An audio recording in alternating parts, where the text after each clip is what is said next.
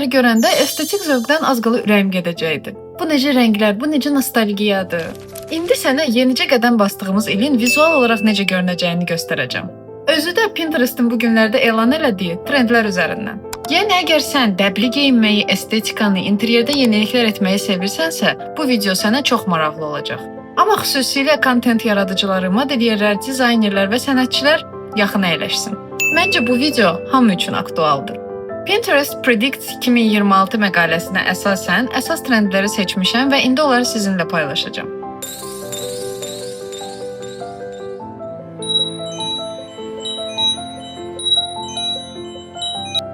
Cool Blue.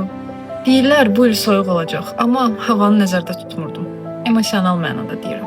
Pinterest'in son statistikalarına görə 2026-cı ilin baş qəhrəmanı Cool Blue estetikasıdır. Burada hər şey soyuqluqla parlayır. Şüşə, buz, mavi işıq, minimalizm. Millenniallar və genzilərin sosial mediasında 2026-da bu rəngdə aksesuar, kokteyl, manikyur, ev estetikası və hətta AI-generated buzlu qarlı şəkillərə tez-tez rast gələcəksiniz. Hazır olun. Bu arada çoxdan da geyinmədiyim mavi plaşımı xatırladım. Hazır dəbə düşmüşkən geyinmək lazımdır. Fikrimcə bu emosional yorğunluqdan sonra gələn reaksiyadır. İnsanlar artıq heç nə izah eləmək istəmir. Sadəcə soyuq və sakit görünməyi seçirlər.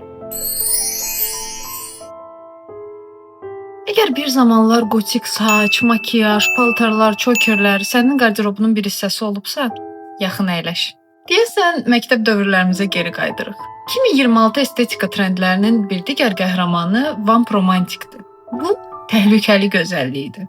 Instagramda femme fatale haqqında bir paylaşım etmişdim. Bu videonu izlədikdən sonra aşağıda həmin linkə klikləyərək ona da keçid edə bilərsən. Qaranlıq, məxmər, dramatik işıq, çokerlər, ağır parçalar və dərin smoky baxışlar. Bu sadəcə dark eye estetik deyil. Deyilənə görə 2026-da insanlar yenidən hər şeydə ehtiras, ağrı və dərinlik axtaracaq. Əvvəllər maraqlı dəftərlər, bloknotlar, gündəliklər doldururduq, stikerlər yığırdıq. Nə oldu həmin o uşaqlara? Nəysə, nostalgiyaya getməyə çox da tələsməyin, çünki Pinterest Predict'in növbəti qəhrəmanı pen pals estetikasıdır.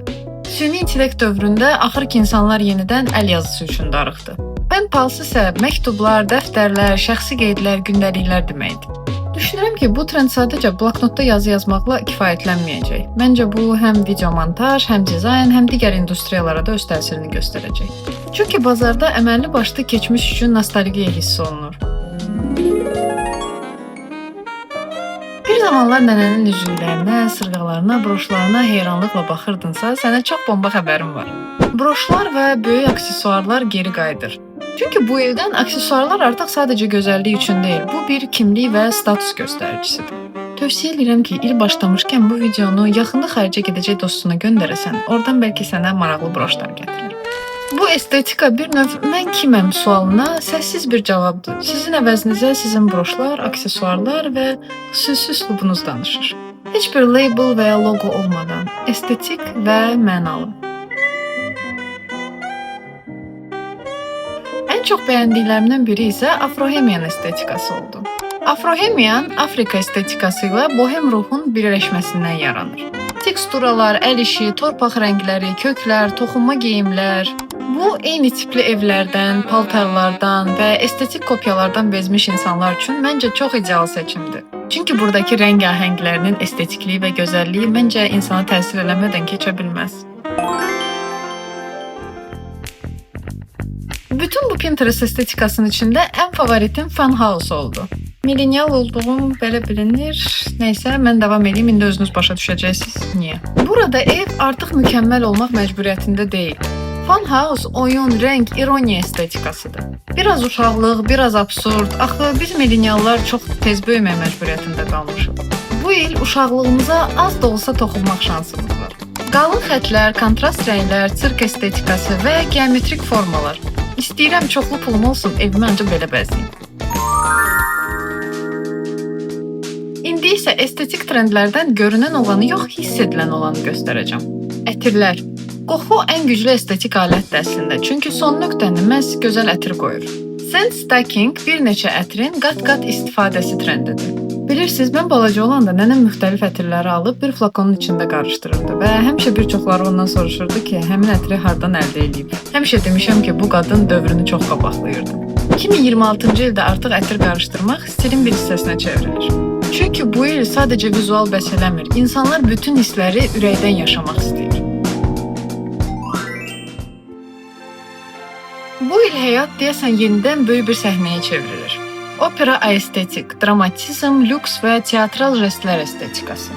Təəccüblü deyil ki, Pinterest feedinizdə bu cür şəkillər tez-tez qarşınıza çıxır.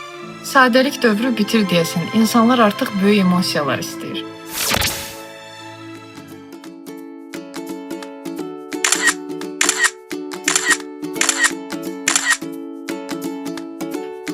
Bütün bu estetikanı xatırlayırsınız, necə də gözəl, qayğısız uşaqlıq günləri idi. Bu qədər rəngarəng sviterlər, ətəklər, şalvarlar, tişörtlər. Məncə bu qədər əyaylaşmış dünyada canlı və rəngarəng nostalgiyalara həqiqətən ehtiyacımız var idi. Bu trend vasitəsilə uşaqlıq yenidən təhlükəsiz bir məkana çevrilir. Throwback kid, nostalji, oyuncaq formalar və sadəliyin estetikasıdır. Məncə bu infantilizm deyil, amma böyük bir nəslin psixoloji qorunma yoludur.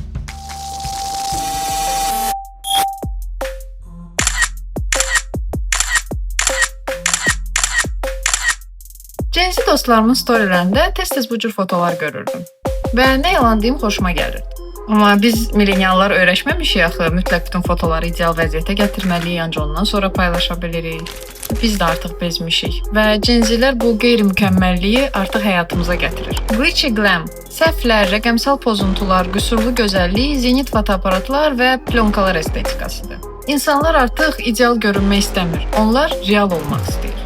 Şəxsən mən bu trendi çox dəstəkləyirəm. Nostalgiyaya çox getdik deyəsən, amma texnologiyanı sevən dostlarımızı da unutmayaq. Çünki AI deyəsən bizə artıq estetik trendləri də diktə eləyir. 2026-ya bir çoxları nostalji hissi ilə girsə də, bəziləri dümdüz irəli baxır. Kosmos, ulduzlar, parıltı, böyük aksesuarlar, futuristik meykaplar və metalik parçalar. Məncə bu reallıqdan qaçış deyil, amma çox qorxulu görünən gələcəkdə məna axtarışıdır. Məncə bu trendlər sadəcə estetika deyil, onlar bizim kimə çevrildiyimizin göstəricisidir. Əgər vizual dilləri, estetikanı, mədəniyyəti və incəsənəti sevirsənsə, kanalımı izləməyi və videonu bəyənməyi unutma.